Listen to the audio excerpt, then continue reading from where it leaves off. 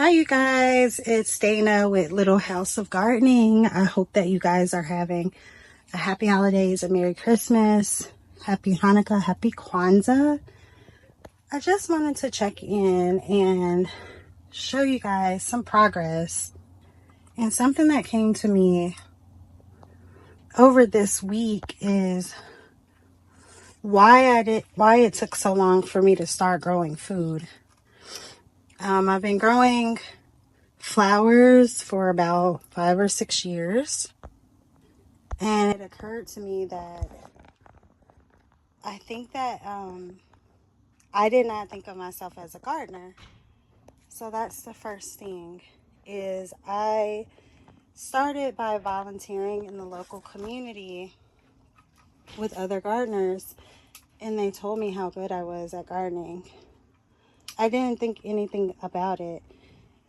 And why I didn't start my own garden was I think I had too much on my plate. I felt like with the children, with work, I couldn't do it.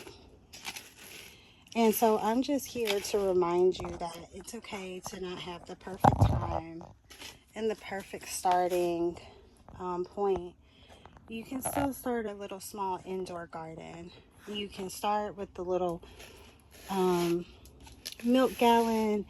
You can start with a box. I use a lot of reusable boxes that I get from the mail. And what I will do is I keep those and I put my plants in those, and I can start from there. This is my little table. So this little table is something that I enjoy using. I do like to grow in pots. I don't like to grow in the ground because I found that I enjoy being able to move my plants if need be, and I like that flexibility of having that option. Now for all my new subscribers, again, my name is Dana. I have been growing in a small greenhouse that I bought online. It is a plastic greenhouse. There it is. And because I'm in the Midwest, in zone 6B, the weather has been really trippy.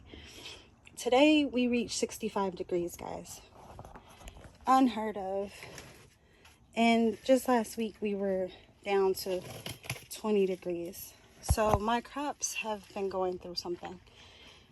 But I do want you guys to see. Now, if you're not familiar with mustard greens, because that occurred to me, some people just aren't familiar. Maybe you eat spinach or kale. Mustard greens are made in Jamaican dishes, southern, very similar to collard greens. But if you guys have been following me, you know that is just looking beautiful because something had gotten into my greens and I had to put this cover over it. And so I'm very proud that I stuck to it. And so those are looking healthy. I thought about adding like a stick in there to make them grow up, but I think that they're doing okay, so I'm not gonna fuss with them. As you guys can see, I had also went in and created labels. That's what I started doing because it rained for like 3 days. So it was like, this is the perfect time to get organized. And actually that one's about to fall off the table, so I need to move that one. But I love the look of it. It makes it fun. It gives a really good energy. Here's another mustard, and as you can see, they're just growing. I'm actually gonna move this because that one's about ready to hit the floor over there. So not notice it. Okay. So one thing about these greenhouses is you don't want to actually let them hit the back of the wall, because if it's cold, it's going to bring more cold into the plants, plant pots. And when it goes down to those low temperatures, you want to keep it. You want to keep some heat in the greenhouse. Now with me, why am I focused so much on the greens? It's because I eat a lot of fruits and vegetables, and I like for my family to eat a lot of greens. So with the way food prices are going, I've been heavily focused on cabbages, lettuce, kale. These are collards. I have some parsley going to make my own homemade parsley. And I also have some chives. I did start the green onions. I will show you guys that. And then this is sweet corn. Sweet corn I can always use to make some homemade street corn, which we like to eat. And then I can make my chicken feed. And so I would just say, you guys, I was really thinking about this cycle. It took me many years. I didn't think of myself as a gardener. And so I would just say, start thinking of yourself as a gardener. If you want to grow your own food, it's totally possible. Just, you can even start with this little one pot. I went to Walmart and got this. I think it was like 3 for $10 or something. I got some soil. I set my budget to like $30. I got my seeds and I just literally started from there.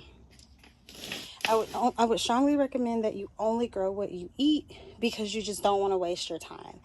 And again, I just want to eat as healthy as possible. With the high obesity rates, it makes me really sad that it's so difficult to eat healthy when we go out. And so I just kind of want to get in control of this with my family. And so that's how this all began. So over here, I have a little nursery going. Most of this is arugula, which is an herb. It is really good for the digestive system. And I even have more over here, which I need to bring the light over a bit. I have more arugula. I had tried to start a lettuce, but this one didn't really work out. The other one did. It's in the house. And then I started, so I've been experimenting with bell peppers, even though they're not technically supposed to grow in winter. What I'm trying to do is I'm trying to push these plants to grow in different climates in the event that food prices do go up.